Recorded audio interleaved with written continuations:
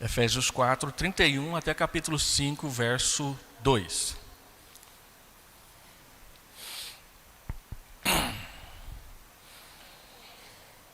Longe de vós toda amargura e cólera e ira e gritaria e blasfêmias, e bem assim toda malícia. Antes, no lugar disso, sede uns para com os outros benignos, compassivos, perdoando-vos uns aos outros, como também Deus em Cristo vos perdoou. Sede, pois, imitadores de Deus como filhos amados, e andai em amor, como também Cristo nos amou e se entregou a si mesmo por nós como oferta e sacrifício a Deus em aroma suave. Oremos. Senhor Deus, ajuda-nos a compreender a Tua palavra para obedecê-la com integridade e amor. Coloca o temor do Senhor no nosso coração e ajuda-nos, Senhor Deus, a enxergar claramente as posturas, os comportamentos que são apropriados para aqueles que Te amam, para aqueles que são santificados em Cristo Jesus.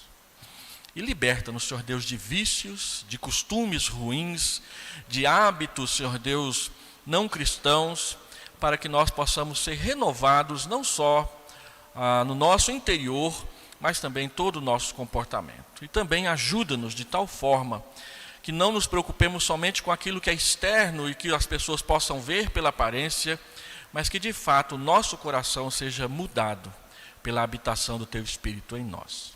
Nós oramos agradecidos, em nome de Jesus. Amém. Muito bem, nós estamos estudando Efésios capítulo 4, e hoje eu gostaria de falar um pouco sobre limpando os relacionamentos na Igreja de Deus. E eu introduziria dizendo que a fé em Cristo impõe uma profunda mudança nos nossos hábitos, por isso precisamos limpar a casa. A expressão que Paulo usa aqui, longe de vós, ela tem a conotação de alguém que está fazendo uma limpeza, arrastando para longe, não para debaixo do tapete, para longe, toda a sujeira que está dentro da casa. Às vezes eu brinco com a Edneia que eu não tenho vontade de ir em Jerusalém não, porque lá em Jerusalém só tem ruína, e aí quando a gente for subir aquelas escadas, a Edneia vai querer varrer, não vai dar certo, nós vamos ser presos lá, né? Ela fica brava quando eu falo isso, agora eu falo na internet, ela vai ficar mais brava ainda. Mas a gente tem hora que tem que pegar uma vassoura e limpar as coisas dentro de casa. E Paulo está falando dessa limpeza de colocar para longe de nós, longe de vós, a sujeira que se acumula não simplesmente no nosso coração, mas nos nossos relacionamentos. Na forma como nós nos comportamos uns com os outros, nas conversas, no trabalho, no estar juntos, na convivência, na vida conjugal, na vida familiar, na vida de trabalho, na vida até mesmo do lazer, do passeio. Como que nós, cristãos, nos comportamos na forma como nos relacionamos com as outras pessoas. Paulo vem aplicando tudo o que ele falou no capítulo 1, capítulo 2 e capítulo 3 sobre Deus nos escolher, Deus nos adotar, Cristo nos redimir, Cristo pagar a nossa dívida de pecado com Deus, o Espírito nos selar, o Espírito ser o penhor, a garantia, o primeiro pagamento da nossa herança, de que Deus nos tirou da escravidão do mundo, da escravidão dos pensamentos, da carne, do diabo, que Ele nos livrou da própria condenação sob a ira de Deus, dos nossos delitos e pecados, e por amor, por bondade, por misericórdia e por graça, nos salvou por meio de Jesus Cristo. E nos deu o privilégio, capítulo 3, versículo 1 a versículo 10, de proclamar a multiforme sabedoria de Deus às pessoas e também ao mundo espiritual. Nós vamos falar sobre os lugares espirituais mais na frente, quando falarmos sobre oração, expondo Efésios 6. E ele então diz que por causa disso nós devemos viver em unidade e de acordo com esta vocação que nós recebemos de Deus, esse chamado para sair dessas coisas e experimentar uma nova vida com Deus. Por isso, A partir do capítulo 4, verso 17, ele diz que nós devemos abandonar o nosso comportamento antigo como alguém que tira uma roupa velha e suja e coloca uma roupa nova. Abandonar comportamentos não agradáveis a Deus, que não são justos, que não são corretos, que não são verdadeiros, e abraçar a nova vida que o Espírito Santo nos dá por meio da produção do fruto do Espírito nas nossas vidas. E isso não diz respeito somente à nossa vida e integridade pessoal, particular e íntima, mas se aplica também e principalmente nos nossos relacionamentos com as outras pessoas, especificamente com as outras pessoas que congregam conosco na mesma igreja também. Então, a vida cristã, ela impõe uma profunda mudança nos nossos hábitos, como alguém que está limpando a sua casa porque tem muita sujeira ali. E aí nós vamos falar um pouco da sujeira que se acumula nos nossos comportamentos. E eu quero falar sobre aqueles dois últimos conselhos que Paulo fala a respeito da mudança de vida. Nós tratamos de 4 nos parágrafos anteriores. Hoje eu quero tratar dos últimos 2. Eu quero tratar dos últimos 2 em 3 proposições. As 2 primeiras diz respeito ao primeiro e a última diz respeito ao último dos 6 comportamentos que Paulo mostrou para nós. E o primeiro deles é manter longe dos nossos relacionamentos as obras da carne. Quem gosta de assistir desenho animado vai saber que personagem é esse aí, daquele filme sobre Divertidamente, né? Uma visão bem freudiana de como que é o cérebro e as emoções humanas, mas que dá para a gente usar de certa forma. E tem hora que a gente se comporta igual esse indivíduo aí, é raiva pura, né? Tudo eu vou resolver no braço, tudo eu vou resolver na gritaria, tudo eu vou resolver na chaleira, né? Fervendo de raiva com as pessoas. Então Paulo vai dizer que existem certos comportamentos muito comuns entre aqueles que não conhecem a Jesus, que não devem fazer parte do nosso comportamento. Então ele enumera 6 atitudes que devem ser varridas para fora dos nossos relacionamentos, da nossa vida pessoal. O primeiro deles é a amargura. Amargura é esse azedume de alma em relação aos outros. Tudo que se pede, tudo que se faz vem com reclamando, resmungando, falando coisas desnecessárias, feias, colocando tudo na negatividade, dizendo que a vida não é boa. Parece aquele Joca, aquela a raposa do desenho animado Lipe Leão, né? Quem era criança na minha época vai lembrar: ó vida, ó dor, ó tristeza, ó coisa difícil essa vida minha, né? Lembra do Joca? É mais ou menos assim que algumas pessoas se comportam no que diz respeito aos outros. Sempre tem uma alfinetada, sempre tem uma observação, uma reclamação a respeito dos outros, e isso muitas vezes tem a ver com um coração que é amargurado. E a amargura é algo que nós costumamos acumular no coração por causa de tristezas, de ressentimentos, de mágoas produzidas por alguém em nós. A Bíblia recomenda aos maridos, por exemplo, que eles tratem bem as suas esposas e não as trateis com amargura. Então a amargura sempre é relacionada com o tipo de tratamento que alguém nos dá. Um tratamento não adequado, um tratamento pecaminoso. Quando você não respeita o outro, quando você não valoriza o outro, quando você acha que o outro não te valorizou da forma apropriada, você fica amargo, fica azedo. Quem já leu as Crônicas de Nárnia e assistiu o Príncipe Cáspia, lá tem 2 anões que são muito amigos. O Nicabri, que esse eu lembro o nome, o outro eu não lembro o nome dele. Mas o outro, tudo ele reclama, tudo ele faz resmungando, tudo ele faz murmurando. E ele vai ficando tão amargurado que no fim ele resolve se aliar à feiticeira branca. E passa a ser inimigo de Aslan. E ele morre por causa disso. E quando as pessoas o descobrem lá morto, a Nicabric faz um comentário. Ele deixou a sua alma azedar tanto que ele ficou assim.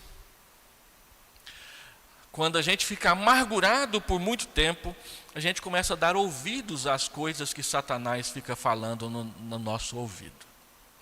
Então Paulo diz, longe de você a amargura. Paulo, autor de Hebreus, vai dizer que nós, na nossa perseverança, devemos agir e andar de forma tal que não seja encontrada no nosso meio nenhuma raiz de amargura. Não é para encontrar a amargura, também não é para encontrar a raiz da amargura, aquilo que produz a amargura. Nosso sentimento deve ser outro, e Paulo vai dizer qual a atitude que substitui um pensamento, uma atitude, um comportamento de amargura. A amargura é esse azedume de alma em relação aos outros. Nunca consegue olhar para o outro de forma positiva. E às vezes isso acontece dentro da igreja. Existem setores, existem pessoas que quando o seu nome é mencionado, ele fala, aquele chato, aquele mané, eu gostava era do outro, né? E às vezes a gente vai por esse caminho. E isso, segundo a Bíblia, é uma raiz, é um começo de amargura no nosso coração. A amargura geralmente tem a ver com não aceitar o presente, como está acontecendo. E aí, em vez de tratar do problema, a gente fica alimentando no coração maldade, pensamentos ruins, falas ruins a respeito do outro. O segundo que Paulo diz que nós devemos varrer para longe dos nossos relacionamentos é a cólera. Não aquela doença causada por um vibrião, mas a explosão de raiva. A cólera tem a ver com reações enfurecidas. Alguém faz algo que você não gosta e você, de bate-pronto, dá uma má resposta, dá um coice, né? Xinga, fala alguma coisa desnecessária, levanta um defunto morto de um problema de 10 anos atrás e traz para a mesa de negociações. A cólera, ela tem a ver com essa explosão, com esse perder o controle quando alguma coisa que você não gosta acontece perto de você. É muito comum em casa quando os filhos fazem arte. E aí a gente fala uns nomes feios para eles lá, e eles vão crescendo ouvindo esses nomes feios e depois começam a repetir, e repetem na frente do pastor, a gente acha ruim, né? Uma vez eu estava na casa de um irmão que era líder na igreja, e o filho dele soltou um palavrão bem feio na hora de uma discussão. O pastor está aqui. Só não pode falar palavrão quando o pastor está aqui? Quando ele não está, pode? Então, isso é cólera. É quando a gente solta o freio da língua, da atitude, do comportamento, e isso causa reações enfurecidas. A maior parte das mágoas e ressentimentos que a gente constata no gabinete pastoral por causa de problemas conjugais, de conflitos familiares, tem a ver com cólera. Pastor, não foi o que ele disse, foi como ele disse. Ele disse chutando a mesa, quebrando o copo, amassando o armário. Eu tenho um parente que de vez em quando ele explodia. Eu me lembro que uma vez o meu pai acho que ele estava inspirado no Natal, e ele foi lá e comprou uns caminhõezinhos para nós, assim, bem grandões, na época em que a Troll era uma empresa de brinquedo que estava começando a fazer sucesso. Depois ela faliu, é outra história. Mas eu ganhei um caminhãozão, que ele foi meu uns 4 anos. Eu ganhei um, meu irmão Wilton ganhou outro, o meu irmão Celso ganhou um caminhão-tanque branco, com o símbolo da Petrobras, coisa mais bonita o caminhão. E a gente estava um dia brincando, e a brincadeira começou a virar briga. E os meus irmãos começaram a discutir a respeito do caminhão e a brincadeira. E o meu outro irmão chegou correndo e chutou o caminhão-tanque do Celso. Ele bateu na mureta e virou 1000 pedacinhos. Tinha 3 dias que ele tinha ganhado aquele caminhão-tanque. O meu durou 4 anos. O dele durou 3 dias, porque meu irmão, num acesso de cólera, de uma briga que tinha nada a ver com ele, chutou o negócio na parede, e eu nunca esqueci aquela cena. E eu sempre ficava pensando assim, se fosse o meu? Se fosse o meu? Né? Então, às vezes, a gente percebe que mágoas, ressentimentos, amargura se alimentam por causa de reações coléricas dentro de casa, explosões de raiva, sem sentido, sem necessidade, simplesmente para dizer que não concorda ou que não gostou dessa ou daquela atitude. E a palavra de Deus diz que essas reações enfurecidas muitas vezes terminam em separação, em quebra de amizade, em perca do respeito de um para com o outro. O terceiro pecado que nós devemos varrer para longe dos nossos relacionamentos tem a ver com a cólera, mas é um pouco pior, é a ira. A ira não é simplesmente a raiva na hora da explosão, isso é a cólera. A ira é a hostilidade continuada. A ira é quando você não consegue mais se relacionar com o outro. Sempre que você o vê, sempre que o seu nome é mencionado, sempre que vocês têm que estar juntos em algum lugar, a atitude é de indiferença, é de perseguição, é de hostilidade aberta. Às vezes a gente fala assim, isso é coisa lá do mundo. Não, a gente vê isso dentro dos departamentos da igreja, quando a gente tem que decidir se a rosa que vai enfeitar a mesa da ceia é amarela ou azul. Já presenciei briga feia por causa da cor do forro de mesa que usar na comemoração do Natal na igreja. E às vezes a gente começa a aprofundar nas coisas e percebe que a briga por causa do forro de mesa, ela é alimentada por algo que vem lá de trás. Lá atrás. Eu acompanhei uma vez uma hostilidade familiar dentro de uma igreja que já durava 30 anos. Duas famílias, membros da mesma igreja, por 30 anos e não se bicavam. E o lugar onde essa briga mais aparecia era nas eleições. Eleições para SAF, eleições para mocidade, porque os filhos herdavam as hostilidades dos pais. Dentro de igrejas. Uma igreja antiga como a Vila Nova é muito suscetível a esse tipo de coisa, porque tem famílias que estão juntas há muito tempo. Eu já pastoreei igrejas grandes, onde a gente não percebe tanto isso, mas em igrejas menores é difícil não perceber. Eu fui pastor de uma igreja onde duas irmãs competiam para ser as professoras do departamento infantil, que era imenso, tinha 4 crianças. Então elas competiam. E eu ouvia uma denegrir a outra para eu escolher ela e não a outra. E vinha a outra e falava mesmo, não escolhe a fulana não, porque ela é irresponsável, ela não chega na hora, ela mata a escola dominical. Escolhia eu. E a outra vinha e falava algo parecido. E a gente vê isso também em coisas maiores dentro da igreja. E alimentados por ira. A ira é a manifestação contínua de hostilidade para com o próximo, para com o irmão, para com a irmã. Paulo diz, olha, longe de vocês esse tipo de atitude. Varra para fora de casa, não varra para debaixo do tapete. Não esconda o pecado dos outros, não tampe o sol com a peneira. Não, varra para longe. Coloca isso para fora da sua vida. E aí Paulo coloca o próximo, que também está relacionado a isso, que é a gritaria. Quando a hostilidade fica parecendo um vulcão, né? A cólera é quando você perde o controle. A ira é aquilo que você fala. A gritaria é o tom, o volume das coisas. E às vezes a gente abre o volume para fazer a nossa vontade, o nosso ponto de vista valer, né? Ou ser acatado. Quem fala mais alto tem mais autoridade.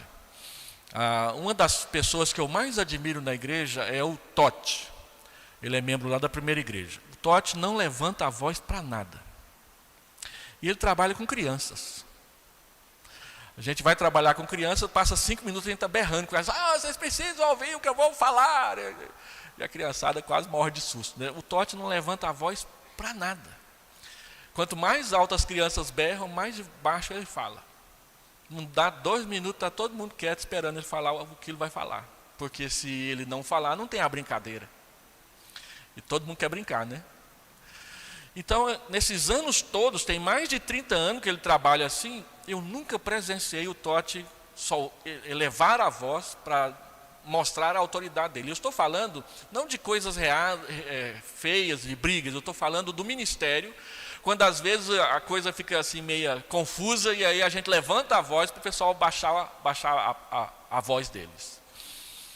Se é possível fazer isso na liderança de um ministério, também é possível fazer isso nas brigas que a gente tem dentro de casa, nos desentendimentos que a gente tem com os irmãos, uns com os outros em determinados momentos.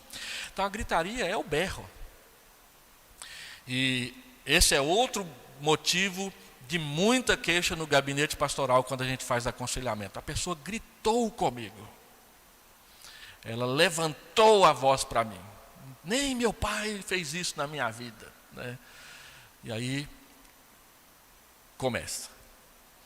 Então a gritaria, berrar uns com os outros no meio das discussões, Paulo diz, varra isso para longe do seu coração, para longe dos seus relacionamentos. Não use da gritaria como um expediente para resolver disputas na vida e no seu ministério. E por fim, por penúltimo lugar, Paulo fala das blasfêmias. Blasfêmia é uma palavra tão feia que a gente acha que nunca pratica. E a gente só acha que blasfêmia tem a ver com a blasfêmia com o Espírito Santo, que é o único pecado imperdoável, né?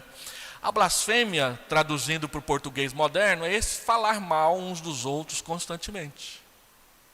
As mentirinhas, os ajeitamentos, falar mal uns dos outros pelas costas, destruindo reputações. A grande característica da blasfêmia ou da maledicência é que geralmente ela acontece na ausência do outro.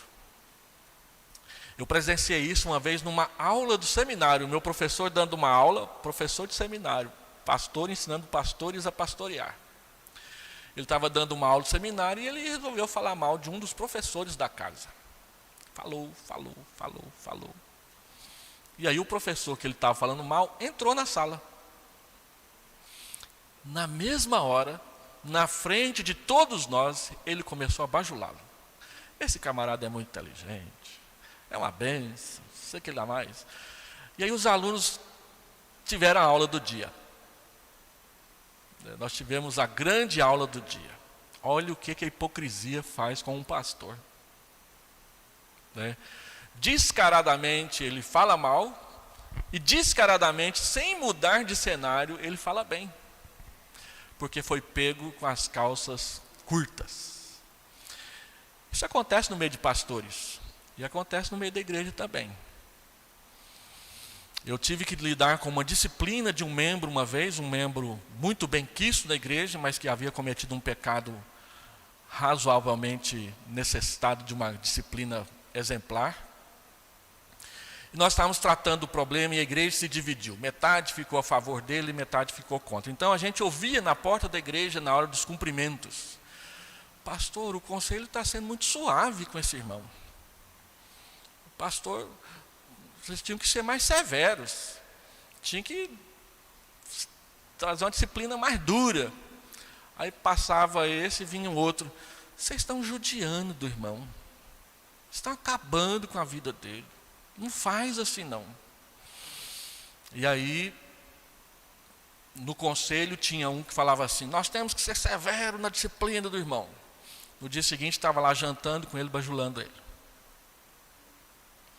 O conselho está fazendo isso, mas eu não concordo não. Então, cuidado com a blasfêmia. Talvez o pastor não vê, talvez o conselho nunca saiba, talvez os membros mais consagrados da igreja nem passe perto, mas Deus vê. Deus vê. Deus vê quando a gente fala mal dos outros pelas costas. Deus vê quando a gente tece comentários, muitas vezes não verídicos, a respeito da reputação deste ou daquele. E se você é líder na igreja, você vai ser vítima disso com mais frequência. E saiba que vai acontecer mesmo. Porque muitas vezes nós não temos freio nos nossos maus hábitos. Então Paulo diz: blasfêmia, falar mal dos outros, varra isso para longe do seu coração e dos seus relacionamentos. Se você não tem coragem de falar isso que você vai falar para a pessoa, não fale para ninguém. Seja transparente. Não é? E por último, e não menos importante, a malícia. A malícia é a má vontade para com os outros que nos leva a tramar contra eles fazendo armadilhas. A malícia é quando você fala uma coisa querendo outra. É quando você faz uma coisa armando outra. E geralmente armando algo que é mal. Por isso que é malícia. E a malícia é mais difícil de identificar. Mas ela acontece muitas vezes. Porque ela muitas vezes tem a ver com as tramas da nossa mente. E um maior exemplo de algo malicioso que a gente tem na Bíblia é Davi. O homem segundo o coração de Deus. Ele tramou a morte de Urias. Ele planejou a morte de Urias. Para que escondesse a gravidez de Batseba. Primeiro, ele tentou convencê-lo de ir para a cama com a mulher quando ele achava que não devia ir. Não deu certo, então ele tramou a sua morte. Ele maliciosamente disse para Joabe: coloque Urias no pior lugar da batalha e deixe ele lá, até ele morrer. Abandonado pelos companheiros no meio da batalha, na guerra, porque alguém tramou a sua morte. Saul tramou a morte de Davi a vida inteira. Ele envolveu a sua filha caçula nessa história. Quando soube que Mical era apaixonada por Davi, ele falou: vou usar Mical para acabar com Davi. E aí, na primeira tentativa, Mical ajudou Davi a pular pela janela. E ele estava pulando pela janela não porque estava fazendo arte, ele estava pulando pela janela para fugir da morte.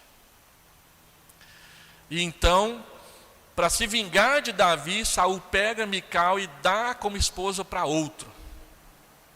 Você vai ver na narrativa bíblica que Davi só se torna polígamo, que a Bíblia também não aprova, depois que ele recebe a notícia de que Mical tinha sido dada para outro.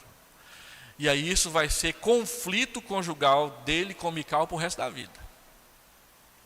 Porque quando ele a busca de volta, ele a tira de um camarada que a tratava bem.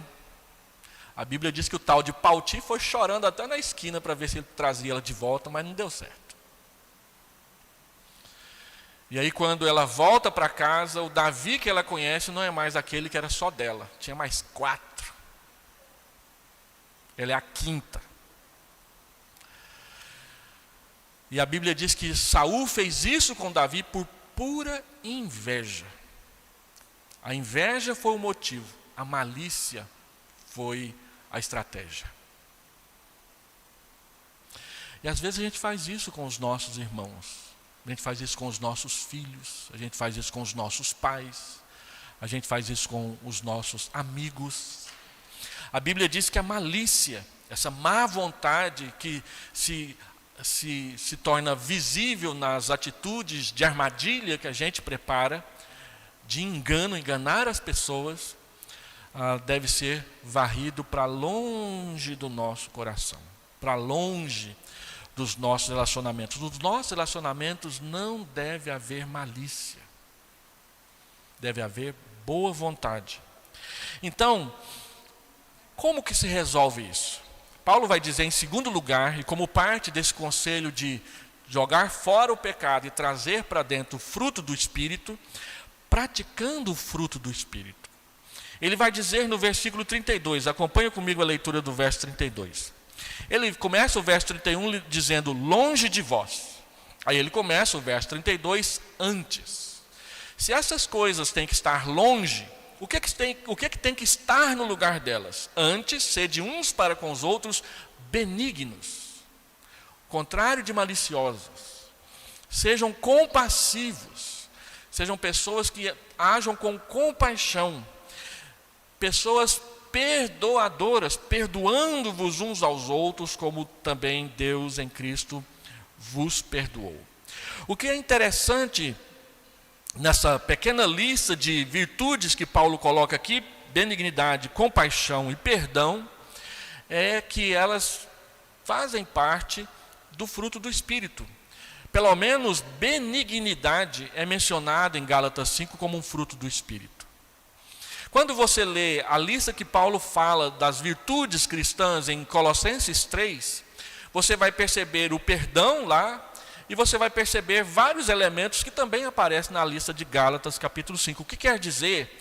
Que o fruto do Espírito mencionado em Gálatas, que lá são 9 partes do fruto, não é só isso, é mais. Toda virtude cristã produzida em nós pela ação do Espírito Santo é fruto do Espírito Santo na nossa vida. Então, como que nós nos livramos de gritaria, de malícia, de blasfêmia, que são obras da carne? Praticando o fruto do Espírito. Então ele diz, se malícia e maldade e maledicência tem que estar longe, benignidade tem que estar perto, compaixão tem que estar perto, perdão tem que estar perto, tem que estar dentro do nosso coração. Então Paulo enumera esses aí, benignidade, compaixão, perdão, e lá no capítulo 5, no versículo 1, sede, pois, imitadores de Deus, como filhos amados, e andai em amor. Amor é fruto do Espírito Santo. Por causa da presença do amor e da benignidade, nós podemos dizer, sem medo de errar, teologicamente falando, que Paulo está apresentando de novo o fruto do Espírito Santo como corretivo, como solução para os nossos problemas de relacionamento. Em vez de praticar a ira, blasfêmia, a cólera, pratique benignidade, pratique compaixão, pratique amor, pratique o perdão dentro do corpo de Cristo. E aí você vai observar, como eu disse, Paulo sempre dá uma justificativa doutrinária para uma ação prática. Por que nós devemos agir com benignidade, compaixão e perdão? Porque somos filhos amados de Deus. Sede, pois, imitadores de Deus, como filhos amados. Nós devemos praticar isso com os outros, porque Deus praticou isso com a gente. E isso precisa ficar claro no nosso coração. Então, o que é benignidade? Benignidade se refere à bondade de Deus no Sermão do Monte, por exemplo, quando Ele nos dá as boas dádivas sem merecermos. Quando você olha aquelas virtudes das bem-aventuranças, bem-aventurado é este, bem-aventurado é aquele, aquilo mostra um coração benigno. Alguns fazem uma diferença entre bondade e benignidade. Bondade é quando você reparte com o outro o que você tem. Você tem 2 pães, você dá um e come o outro. Isso é bondade. Você dá do que você tem. E a benignidade? A benignidade é quando você introduz o bem onde ele não está presente. Numa situação onde você só vê maldade ou só vê coisas ruins, você começa a praticar coisas boas ali. Isso é benignidade. É fazer o bem entrar aonde ele não está presente. Então, se há uma discussão, se há uma disputa, traga o bem para dentro. Lembra de Jonatas? Eu sempre vou citar Jonatas. Jonatas tinha a capacidade de trazer Deus para a conversa. Mas o que nós dois podemos fazer contra os filisteus? Deus livra com poucos e com muitos. Ele trouxe Deus para a conversa. Davi, não sei mais o que vai ser da minha vida. Não, você vai ser rei, Deus te escolheu para ser rei, e eu serei o segundo com você. Trouxe Deus para a conversa. Ser benigno é trazer Deus para a conversa. Traga Deus para a conversa. Quando estiver brigando, levanta a pergunta, o que Deus acha disso? Você vai ver que os ânimos, se é crente, na hora o tom baixa. Quando não é crente, a coisa fica meio complicada. Quando é um crente assim meio, não sei não, aí complica também. Mas se você é crente e traz Deus para a conversa, você para.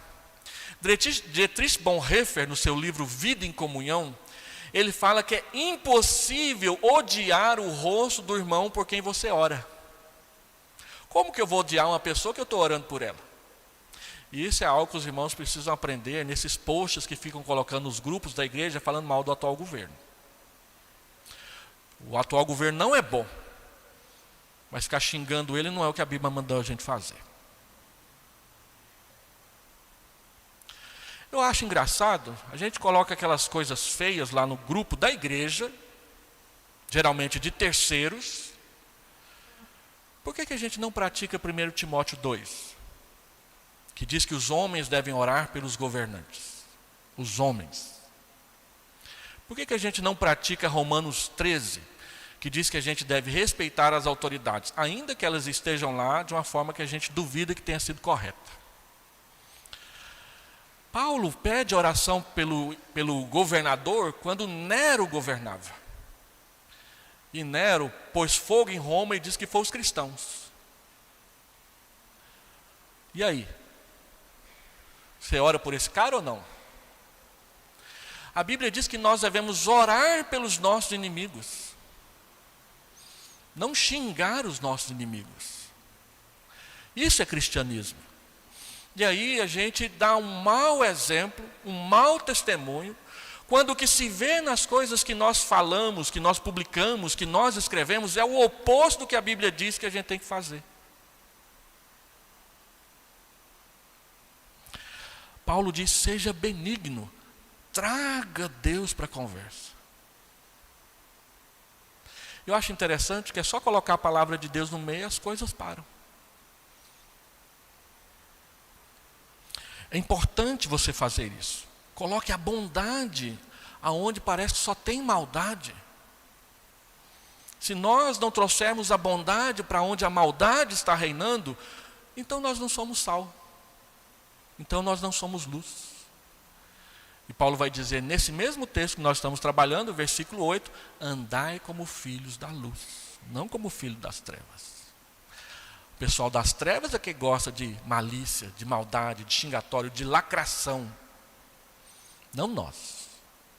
Eu já disse e torno a repetir, eu fico muito preocupado quando eu vejo líderes cristãos no Facebook, no Instagram, usando do expediente da ironia maliciosa, do sarcasmo aberto, na forma de argumento teológico. Onde que nós vamos chegar com isso? Certamente não vai ser aonde Deus quer que a gente chegue. Porque isso é malícia. Isso não é benignidade. Segundo, compaixão.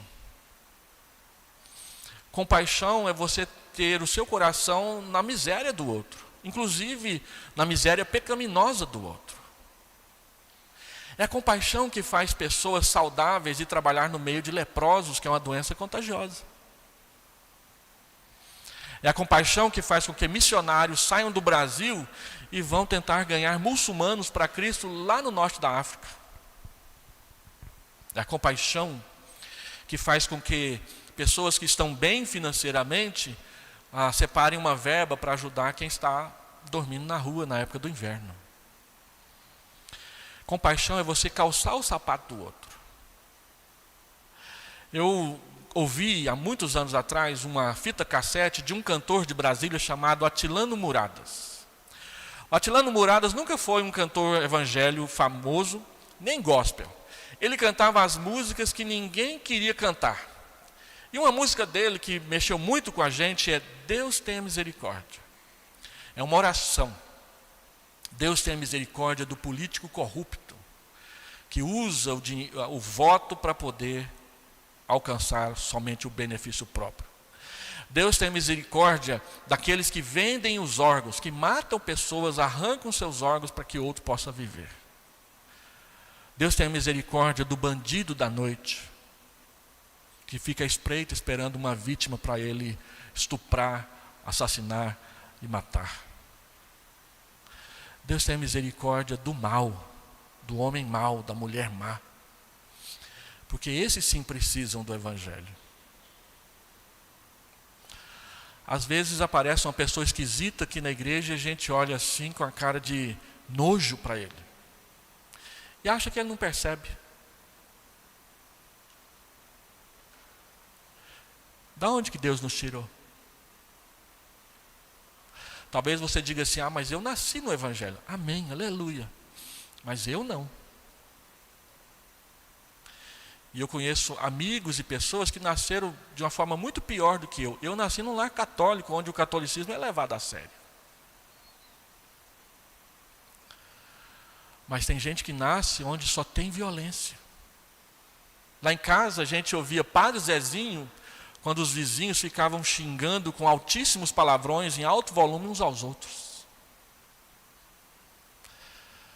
E essas pessoas conviviam com a gente. E a minha mãe falava: dá exemplo para eles. Seja bom. Então, compaixão é a gente ter misericórdia daqueles que não enxergam a luz. Nós enxergamos a luz não é porque nós somos bons, foi porque Deus teve misericórdia de nós. E Ele então nos deu o privilégio de proclamar a multiforme sabedoria dEle para todo tipo de pessoas. Paulo vai dizer então que nós devemos perdoar uns aos outros.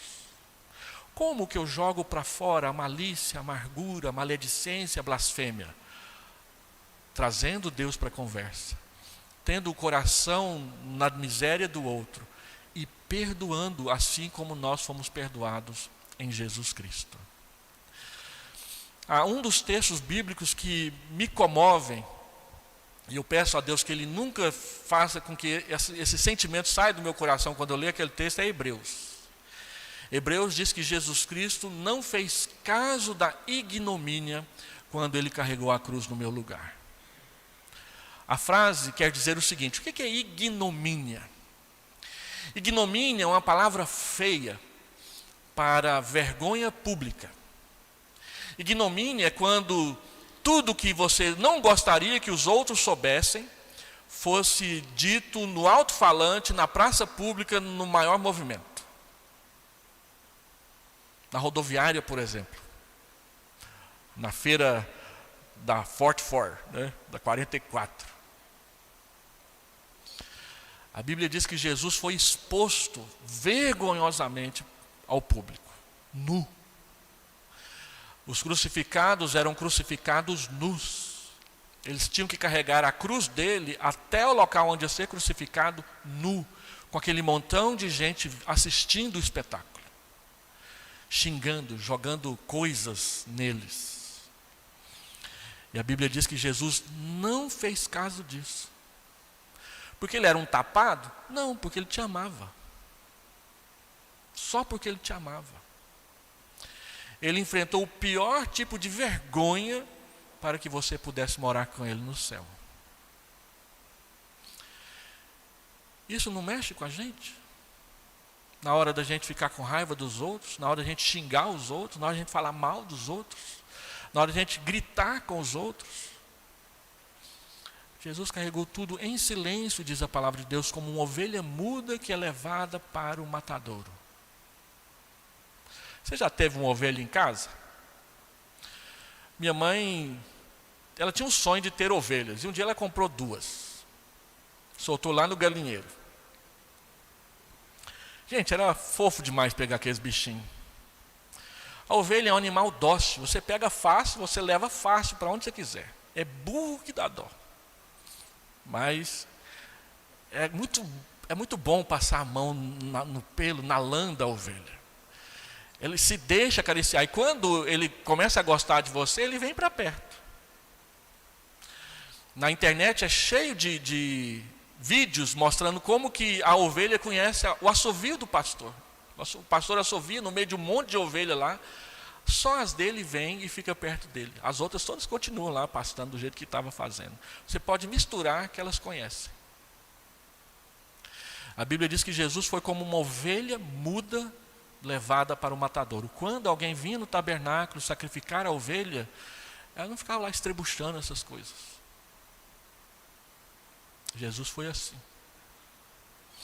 Sabe por quê? Porque Ele queria te perdoar de todos os seus pecados. Os meus, os seus, os nossos. Então você observa que é assim que nós devemos praticar. Então Ele diz: sejam imitadores de Deus como filhos amados. Imitando a Cristo no nosso comportamento. Imitar, aqui no texto, é a palavra mimetes, da onde surgiu o termo mímica, que é aquela pessoa que fica repetindo os movimentos de outros. Às vezes a gente vê muita brincadeira disso no YouTube. O camarada vem e o outro começa a imitar.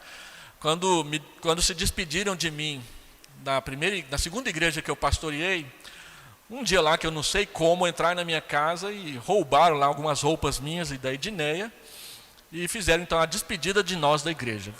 Um casal vestiu as nossas roupas e o camarada andava como eu andava, até passava a mão na barriga do jeito que eu passava, né? E fizeram um show de imitação da gente. Eu ri a beça. Falei, Deus, eu não faço isso não, mas eu ri até. É claro que a gente faz, não percebe, né? Então eles foram lá e me imitaram.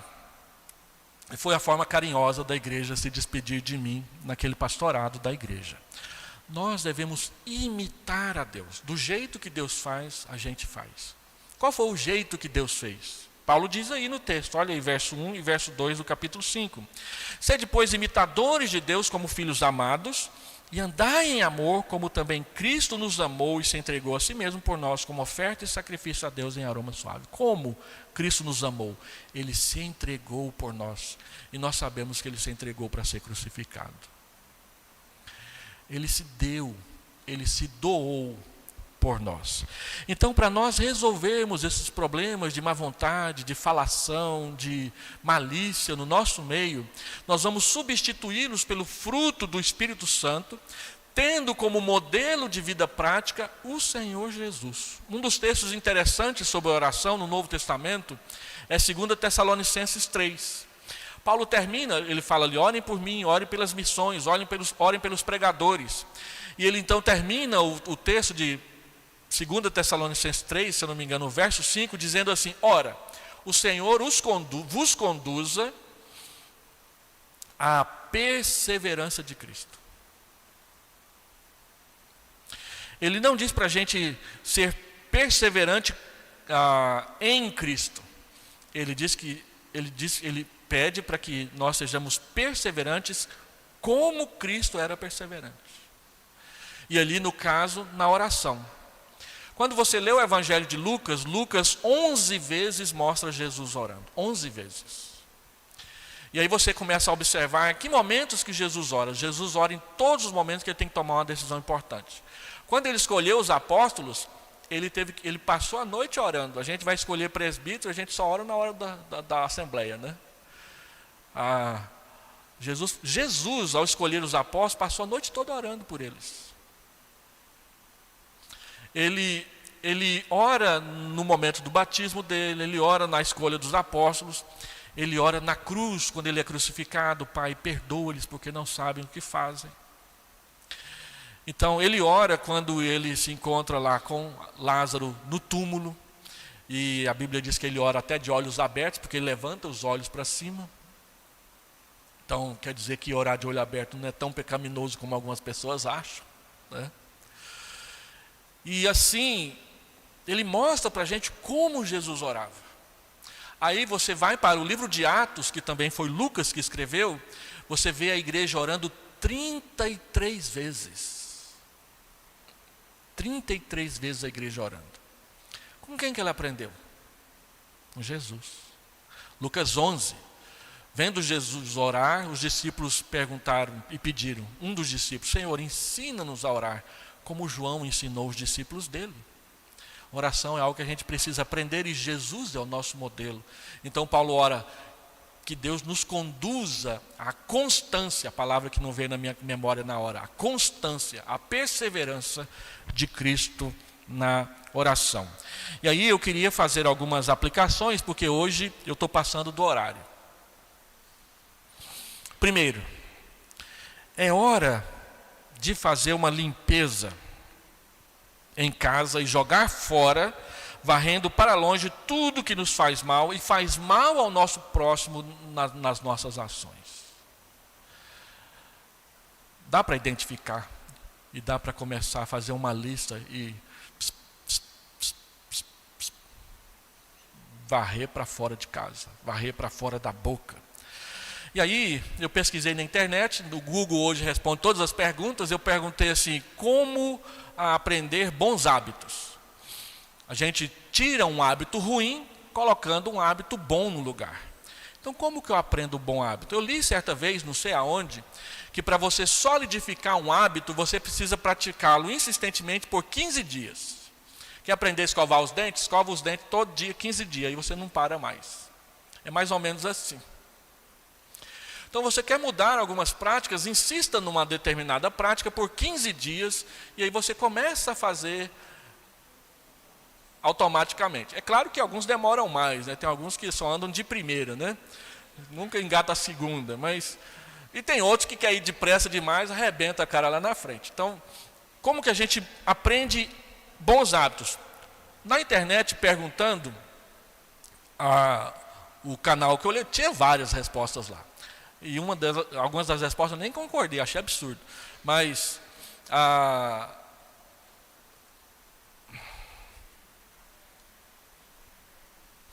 então, comece com o simples. Qual que é a coisa que você faz que você não gosta, que é a mais simples? Eu fico enfiando o dedo dentro do nariz na frente dos outros, né?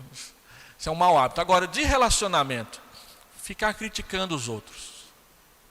Comece com o simples, comece com algo pequeno, comece com algo que não faz tanta diferença assim, mas que você sabe que é ruim, que Deus não aprova, Deus não agrada.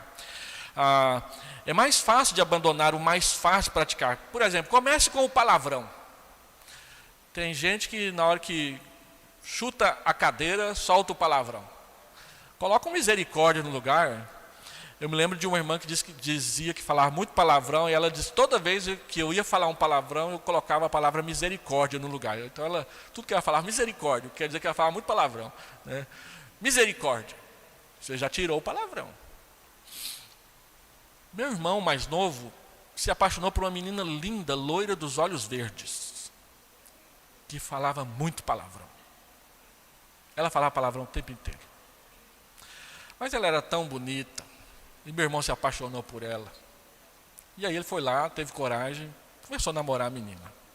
3 meses depois, ela não falava mais nenhum palavrão. Porque ele começou a insistir com ela para ela parar. 3 meses. Pastor, mas tem 30 anos que eu luto contra isso. Dá para resolver em 3 meses. Aí, maridão, pega no pé da esposa que fala palavrão. E aí, esposa, geralmente os homens falam mais, né? Pega no pé do marido que fala palavrão. E aguenta, viu, se você falar muito palavrão. Não vai falar maldade para ela, não. Ela está certa. E aí para. Comece com coisas pequenas e vá em direção às coisas maiores. Comece a comer pelas beiradas. Segundo, ele diz, focalize no começo os hábitos que você gosta mais e caminhe em direção aos mais difíceis de desistir.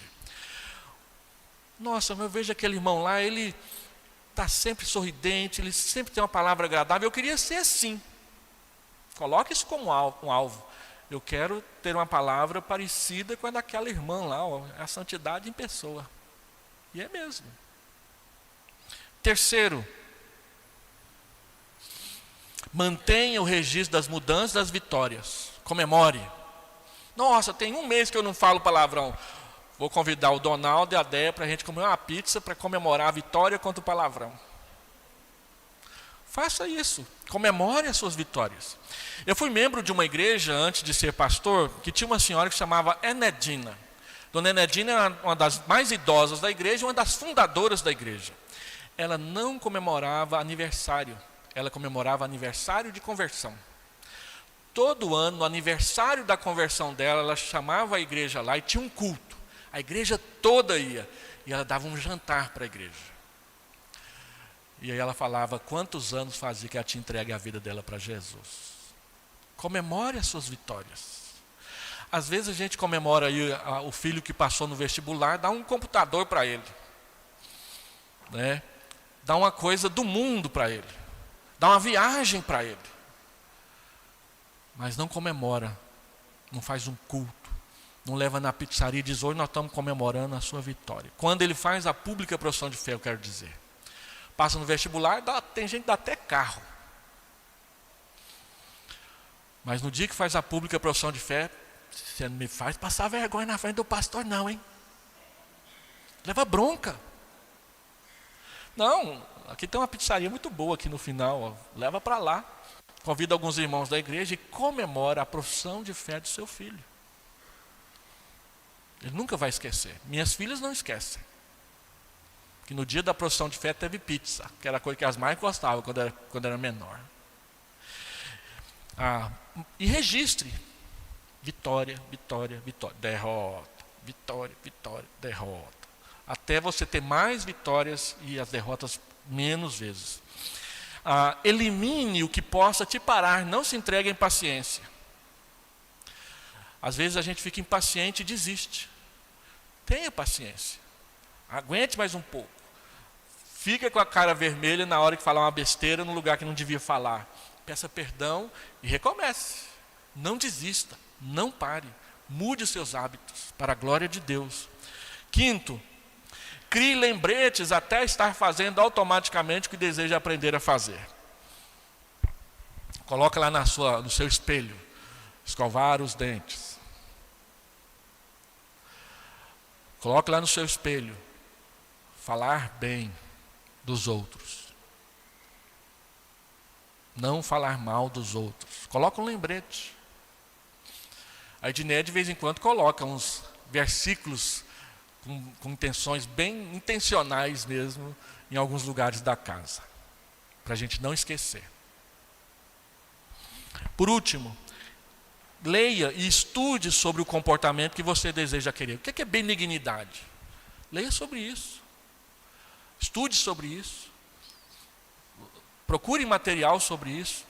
Leia biografias de pessoas que praticaram isso. Você vai ver o quanto isso vai inspirar você nas coisas de Deus. Segundo, pratique e desfrute do fruto. Eu acho essa fotografia tão charmosa, né? Na chuva, pescando, o camaradinho colocou uma folha de banana para proteger o colega. É um ato benigno. É igual o marido que coloca lá o paletó no chão para a moça não passar na poça de lama, né? Ou cavalheirescamente abre a porta do carro para ela. Qual foi a última vez que você abriu a porta do carro para a madame? Próximo aniversário de casamento está aí, pratique. Ela vai gostar, tenho certeza que ela vai gostar, né? E por último,